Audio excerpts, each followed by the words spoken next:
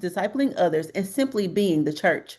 With more than a decade of experience in public education, Angelina has served in numerous leadership and educational roles, equipping and inspiring students from diverse backgrounds. Her ability to connect with people from all walks of life stems not only from her professional experience, but also from her personal journey as a single mother.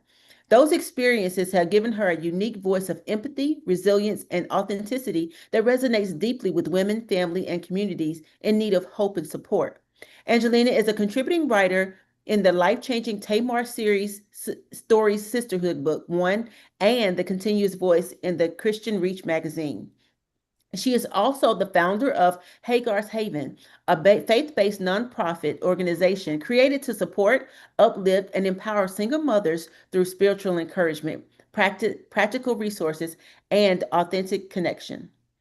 In addition, she leads the Deep, a Bible study, a Bible study community designed to challenge believers to go deeper in their understanding of God, His Word, and His heart for His people.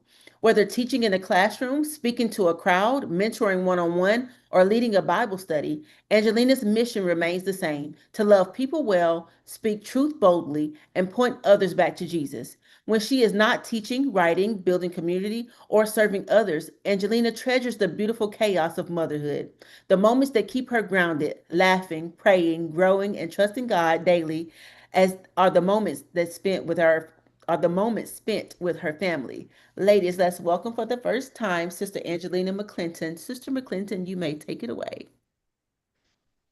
All right. Thank you for that.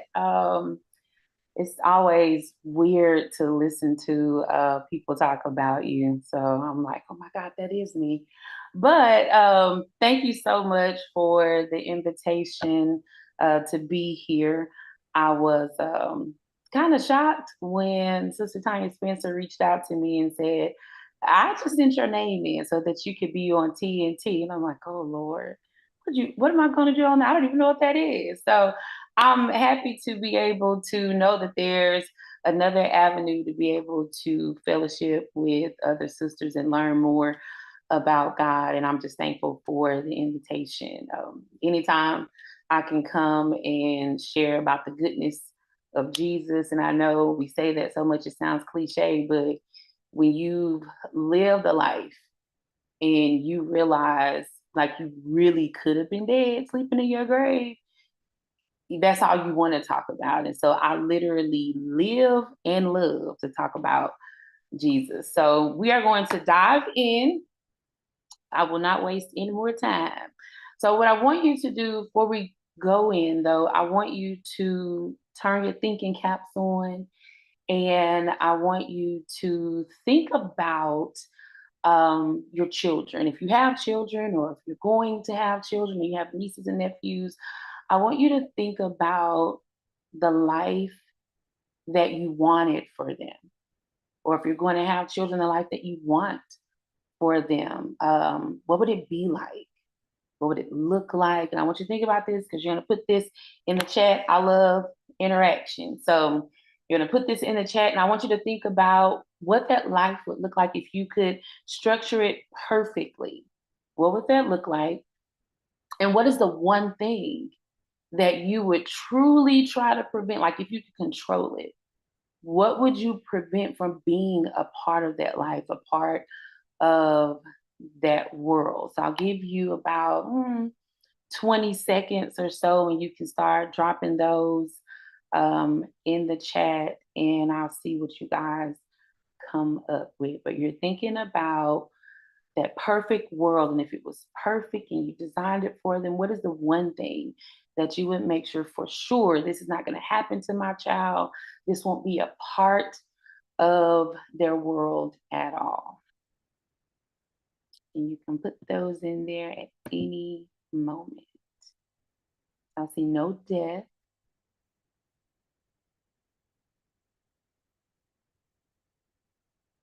sickness, no violence.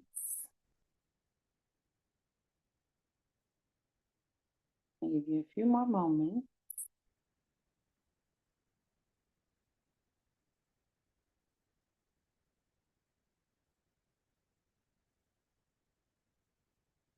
So problem-free, worry-free, absent of traumatic experience. I love the wholehearted follower of Christ, no worries. I love that. I love that. And I think we're probably all right there. We want to protect our children from everything, everything, disease. And so, as she said, I do have a family. I like to say I have 4.5 children. My point 5 is my adult baby. And he just graduated from college. If you follow me on social media, he just graduated from college with his psychology degree. And I'm so proud of him. And that's who we're going to be talking about today. Because I too had a life planned out for him. When I found out it was going to be a boy, I really wanted a girl, but I was excited and nervous nonetheless. I was 21 years old. And so I remember envisioning in my head, like, he's definitely going to be smart like his mom. He's going to be adorable because who dreams of having ugly children? He's probably going to be a sports player, probably get all the girls, all the things. And when he was born, after I got beyond postpartum depression and I could actually try to bond with my child, I didn't want anything to happen to him. I didn't want him to experience any pain at all, any hurt, nothing. He started to grow, and he was definitely a smart child. I always say, I feel like the Lord gave me the child that I needed at the time. Because again, I was 21 and I was living my best life. He was the first grandchild. And so my parents, they just took him in as one of their own. They let me live, and that was probably not a good thing. But I got to do whatever it was I wanted to do. And I did it because I knew he was safe. So did I come home every night? Of course. But I wasn't motherly. So the things that he learned it's got to be the Lord. Because I remember when I found out he can read, it shouldn't have been the teacher telling me that he could read, but he was in pre-K 3. And she pulled me to the side, and she was one of those real touchy feely. So she grabbed me real close. She was like, "You didn't tell me he could read." I said, "Child, I didn't know he could read." So she said that I was reading the book to the class and I was skipping stuff, and he pointed out, "That's not what that say." And so she made him read the book to the class. I didn't know. And so we were both finding out that day. But he did turn out to be just this wonderful, amazing child. But as he got older, I started to see things. And at first, I just pushed it to the side because, you don't want to stereotype your child. You really don't want to admit that anything is possibly off here. But I remember pre-K 3, we go to open house, and Miss Lewis is like, "Oh yeah, King is always over in the kitchen." His name is Kingston. We call him King. So he's in the kitchen. Yeah, him and the girls are always baking up stuff. And I'm like, "Oh, so he not over here with the blocks and the trucks?" It's like, no, he loves the kitchen, and they have a good time playing with the dolls. The dolls. I try not to worry about it because I had G.I. Joes and Barbies. I didn't get the Barbie car. My dad got me a tractor. I wore jeans and I skinned up my knee and I dug in the mud for worms and I raced all the boys. So I try not to let it bother me, but the older he got, I still saw. And I had to start asking myself, is my son going to be gay? We didn't have anybody gay in our family that we know of. You have the cousin so and so that everybody at the reunion knows is gay. We have the uncle so and so, but nobody was out. That just wasn't a thing. And so it used to bother me. Like, is that what he's going to be? I started to notice, I don't know if you guys remember the Wii game where you had the remotes and you move. His avatars were always girls, or it was a guy with really long hair.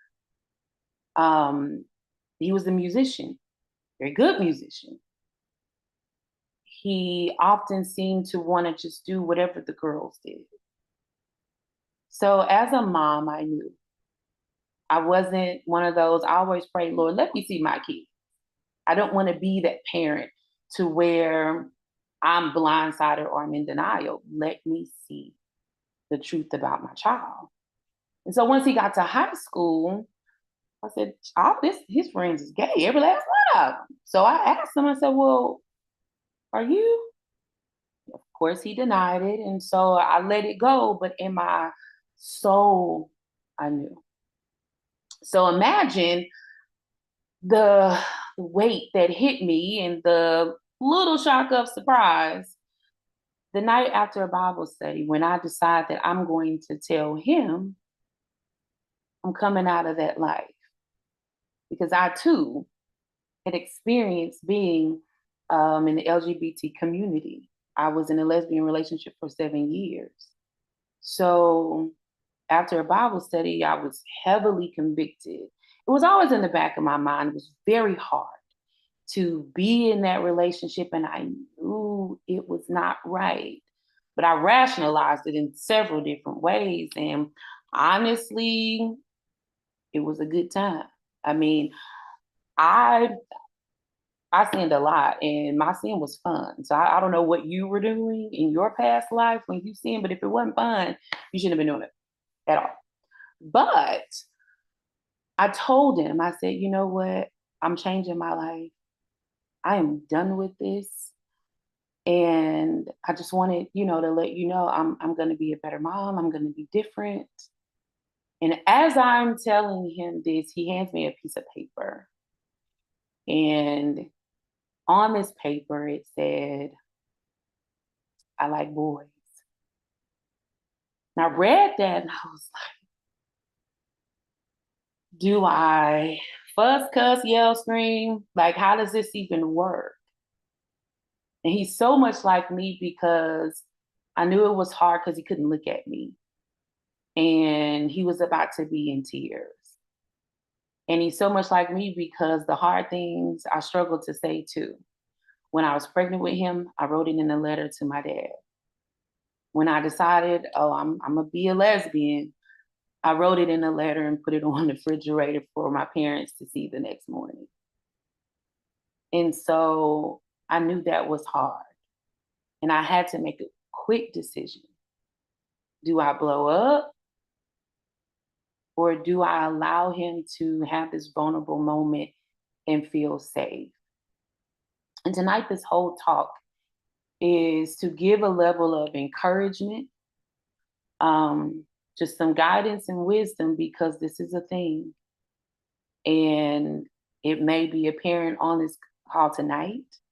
You know somebody, or maybe it's you. But this is a topic that we stray from and we don't have to because it's not going nowhere. As long as sin exists, this will exist. And what I want us to understand that as parents and maybe aunts or uncles, or well, there's no men on here, I don't think, but as people who they take the time to confide in us, we have to understand that yes, we're human. We have feelings, but it's not about you in this moment.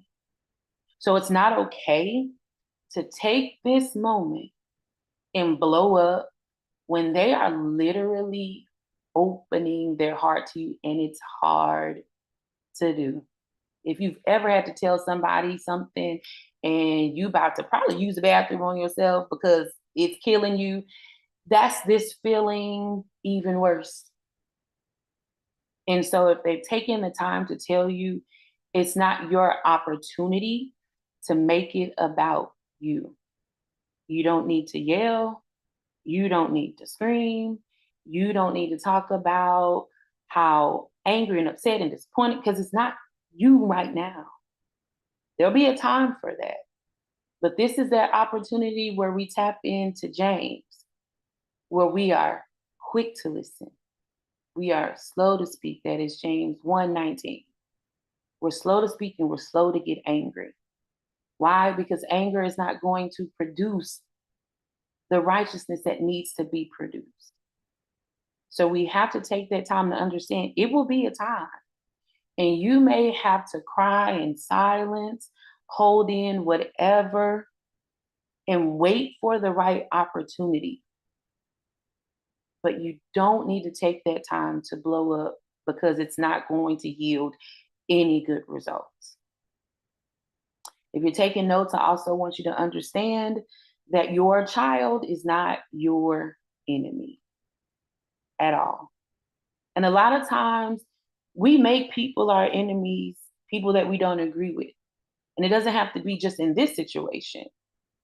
When we find out that somebody doesn't agree, we, for some reason, decide that we're not going to love. Loving does not mean agreeing. Disagreeing does not mean we're enemies. It means that the choices are different. And you will hear me say choice throughout this because homosexuality, it is a choice when you act on it. It just is. And there may be somebody say, no, no, you can be born that way. You can be born a lot of different ways.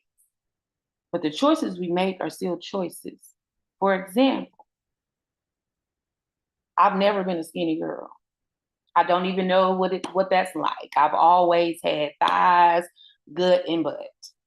And so it's not just because I was born that way. I ate and I ate good. And so right now, if you place some good ice cream in front of me, I'm probably going to eat. But I have the choice to deny flesh because it's not good for me. I love a good pizza. I love a good Mexican plate with the chips and salsa and cheese and all of that. And it is not good for me. And it is something that I struggle with because food is good. I was just talking to my sister earlier. It's good and I love it. That doesn't mean I need to indulge. Okay. Same goes for when we talk about being heterosexual. If you're not married, or if you are married and it's not going to be with the person you're married to, you got to make a choice. The desires are there. So you're going to either deny flesh and choose holiness and righteousness, or you're going to choose flesh. Same with same sex attraction. I can be attracted all day. I have to make the choice to not act on it. Will that require a level of power that I probably don't have? Of course. That's why we have to tap into the Holy Spirit, who gives us all that we need for a life of godliness. But it's still a choice. And so when your child or whomever comes to you and says, this is what I'm doing, this is the life I'm living, these are choices. They're not your enemy.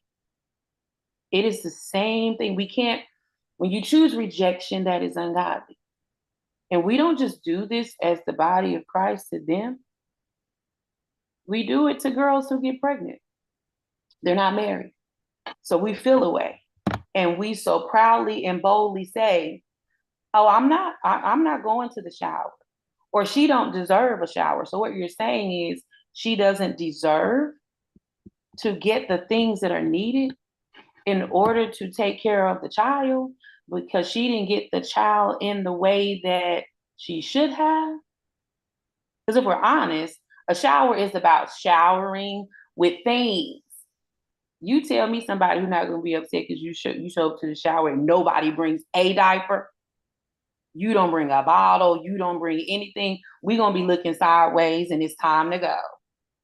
Because we want the gifts. We're glad that you're here. But we want because we need it. And it's not about, glorifying the sin. We're not glorifying the sin. We're meeting a need. You can get to the root of problems later, but we need to still meet a need. And so when we choose to make the person our enemy, because the choices are different, because let's face it, if we've all sinned at some point, we've all made a choice to go against God. The sins aren't the same, but the choice is still unholiness. So we've all done it. We just haven't done it the same way. But we have a hierarchy on sins, and we punish certain ones harder than we do the other. And that's ungodly in all situations. We have to show love. And what does that look like? We've all read it. We're going to go to 1 Corinthians. I know they read these at weddings, and even though they read it at a wedding, we still got a high divorce rate. So we're going to understand it, because 1 Corinthians 13, verse 4, it says, love is patient and kind. We can stop right there. A lot of us are unkind when the choices are different. We can just take how we act when it comes to politics. If somebody got on here and said, oh yeah, I voted for Trump and I'll vote again, a lot of y'all going to lose it. You're going to lose it, and you're going to become ungodly real quick. Okay?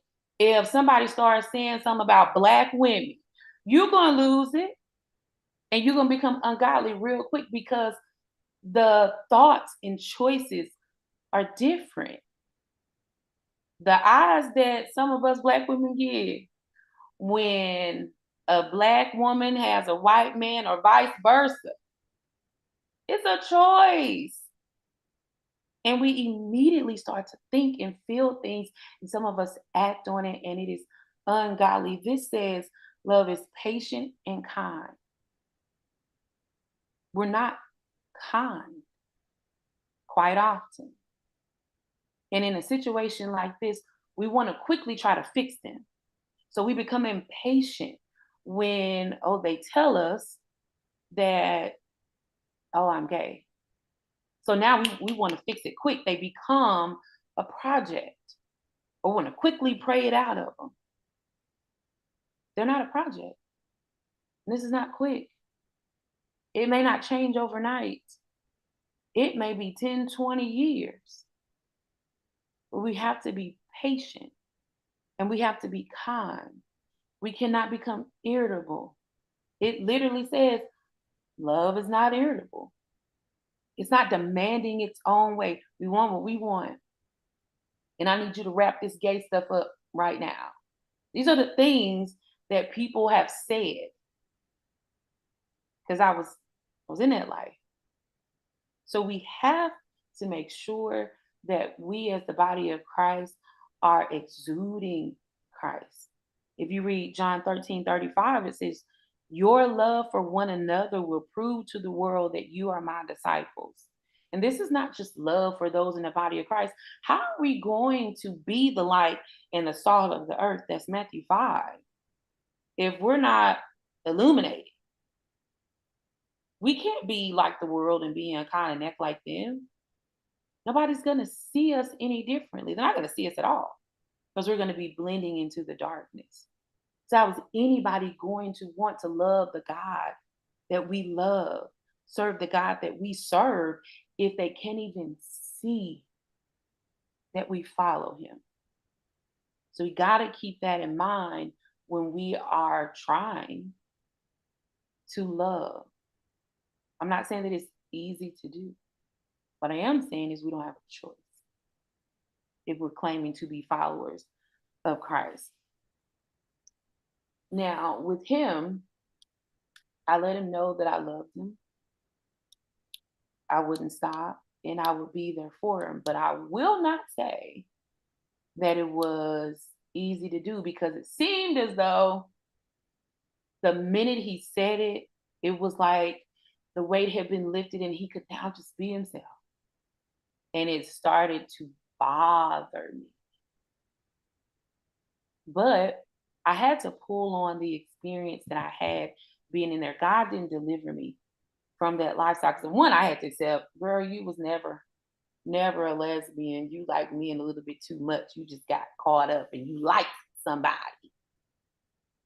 But that experience wasn't a waste. Me being there allowed me to be able to, one, have compassion. It allowed me to be able to understand the mindset behind a lot of things and why that lifestyle draws people in. Everybody is welcome. Come one, come all. They have the same models we have. Come as you are.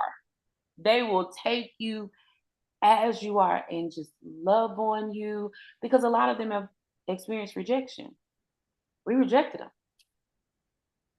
They've been kicked out, or I can no longer be a part of this family, or I've lost friends or whatever. That's becoming way more accepted now. So you don't find as many children on the street as before. You don't find as many people getting locked up. If you do the history on this community alone, it was pretty bad. They were killing them, locking them up. You could lose your job. You lose your job, you lose your house, your car, all the things. And so I knew the dangers of that lifestyle, but I also knew what would keep him there. And I had to accept that he lacked identity. A lot of people in that community lacked identity. His father was around, but not. And when I say around, he was up the street and around the corner, but wasn't on my son's corner. And I know that made him feel bad because his father has not children. And he is the one that he didn't really do anything with or for. And I knew that bothered him. I knew he struggled to try to just blend in to the family for years before he came out. I mean, he tried having a girlfriend, and I wanted to tell the little girl so bad, he don't like you, child. He don't. You a good time. You a ride to school. You feeding him because he like to eat like his mama, but he don't really like you. And then they became besties. Okay. So I understood that I'm searching for a family. And those people in that community are a their family. They literally have hierarchies and call each other moms and dads and all of that because they take you in just as you are and then indoctrinate you. And it's hard to come out of that. But what won't bring them out is the condemnation that we bring. They know as many scriptures as we do. Why? Because that's what they hear all the time. June is about to pop up, and you know what happens in June? All the Christians come out with all the scriptures. We hide the other 11 months. But the month of June, they're going to come out real strong, and they're going to beat them over the head with scriptures that they already know, and will regurgitate them back to you and some. And so, what you have to understand is they're fighting battles that you can't even see. What you see is just the symptoms of what's up under there, the feelings of worthlessness. That's why somebody put in the chat suicide rate was higher, still high, because they don't feel love. Yes, anxiety. They're afraid to be themselves. They're afraid. And that's why also they latch on to relationships so tightly because I don't know if I'm going to find another. So they run in and out of these relationships that don't last because they're looking for something real. They're searching for truth. And if we're going to give them love, it's got to be genuine love, not a love that constantly reminds them how much of an abomination it is, but a love that lets them know while I don't agree, because this is what I've had to tell my son, and I sounded like so much of a hypocrite at first, I felt. But I had to tell him, I don't agree, you know that. But I will never stop loving you. And I want what's best for you. Because how else will I know what he's out there doing if I consistently make him feel like I don't care about him? He's still a child. My baby just turned 22. I've been dealing with this for about 4 years, no, 6 years now, where he was open and honest and finally said it. I have to know what my child is out there doing and getting himself into. And the conversations are awkward, but I still have to know. And so you can't help somebody when you don't know what they're going through and they're not going to talk about it if it seems like you don't really want to listen, you just want to condemn. So, how do we make this better? What do we do? The church has to be the church. And I didn't say go to church, I said be it. We have to be the church. We always say church is a hospital for the sick. We're not helping, at least not everybody. One, we got to stop acting like this doesn't exist. This is the thing. And like I said in the beginning, it's not going anywhere. It could be somebody's child that's on this Zoom right now, or you sit next to them on the pew. We can take it a step further. They're leading some of your worship services, or they're preaching every Sunday to you. But we're not acting like it's a thing. And we don't tackle sin like we used to. I'm not saying we got to go back to hellfire and brimstone, but I am saying that we do have to be offended by what offends God. And sin, period, offends God. He doesn't like any of it. Like I said, even though we put it on a hierarchy, he doesn't like it. But the reason it can run so rampant in the church because we pick the sins that we want to talk about. He doesn't like the homosexual behavior, just as he doesn't like the adultery behavior. But it's all going on, and we're struggling to call it out. We have to call it out, but we got to do it in love. How do we start tackling sin? One, we got to tackle us. It's very hard to try to approach somebody about a life that they're living when your life isn't together. That's one of the biggest reasons it took me a long time when the Lord called me to start teaching Bible studies. I'm not doing that. I knew that my life was still a mess. There was no way I could tell anybody anything. And I ran from that because I felt I need to get my life together because ain't nobody gonna call me no hypocrite. But we got too many hypocrites running through here. And we can't be that. And trust me, they're watching because one day at the kitchen table, I was talking to my son because he let me know he doesn't believe in God anymore. I was shocked. I'm trying to figure out how, but he explained it to me. And one of the biggest things he said, Mom, a lot of people aren't like you. I didn't know what that meant. And so he said, all too often I saw people playing church. They weren't serious about their lives. I knew that they had other things going on, but they became brand new every time we walked in the building. That seemed fake to me. Family members, that was fake to me.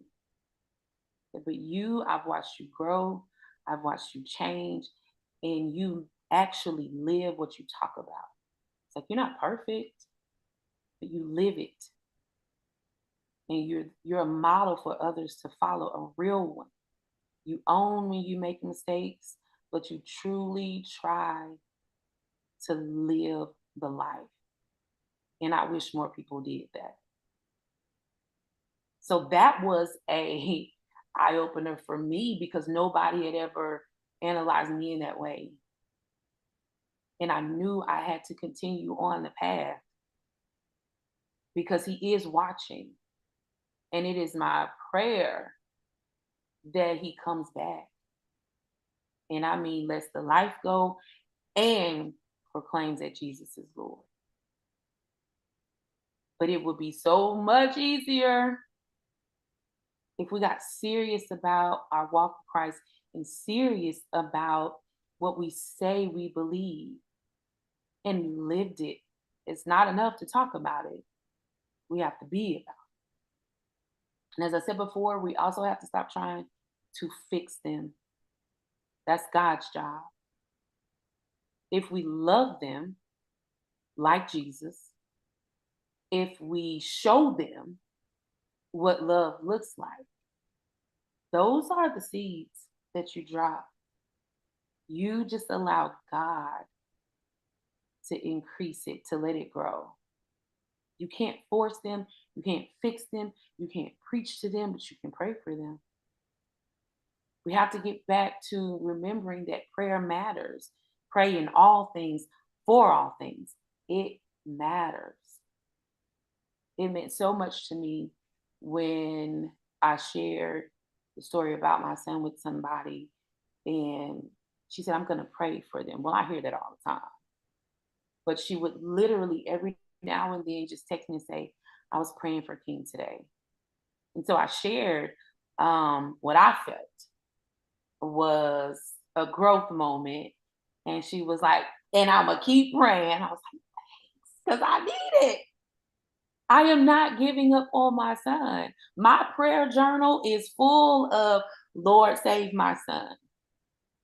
And I want to live to see it. Like I'm not giving up because he's that powerful. If we serve the same God that sent his son down here and his son raised people from the dead and made eyes to see and cured diseases and all of that, changed hearts, I know he can save my son. Now, the scary part is he doesn't have to. And I do have to live with my son could lose his life. But I know that God can.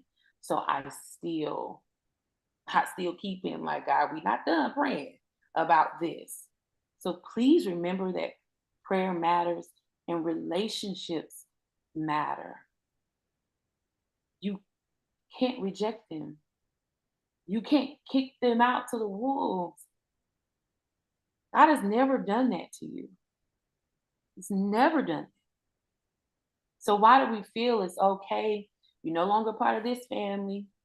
Can't come here. Why would we do that? But we do it. And you leave them for anybody else to catch hold to. And they're going to latch hold to anybody who feels like whatever they think love is. And then you wonder why they stay in that community because they give a pseudo love. So prayer matters, relationships matter, and remember that God is always at work. Like I said, this may not happen for another 5 or 10 years. I don't know when my son is coming out of this, but he's coming out. And I have to remember that God is always at work. When he tells me different things, my son ain't crazy. He will still call me like, Mom, I'm about to go on a trip. You think you can pray for me? Be like, not you wanting the blessings of my Lord that you say don't exist, but I'm gonna pray for him. When he has an issue that's going on, I said, well, King, all I can do is pray for you. And he would say, I like that. Because he's not crazy. He just caught up in sin. That's two different things. So remember that God is at work always, even when it looks like he's not working. Because he is. So if this message touched you or you feel like somebody else just needs to hear, please understand you can't control every decision. And this is just across the board. You can't control every decision that your child or somebody else makes, but you can control how they see Christ through you. They got to see Christ through you. If they can't see Christ through you, you can hang it up. You're not helping the situation. In all things, that got to be, even if it hurts, and it's going to. My son and I have had hard conversations, but I have to remember I am a model that he is watching. So I don't get to choose when Christ is going to shine and when he's not. He's got to shine at all times because I can't choose for him, but I can choose who he sees. Is he going to see the devil in me or the God in me? It's only two options. And that's all I got. Ooh, amen, somebody. That's powerful. You've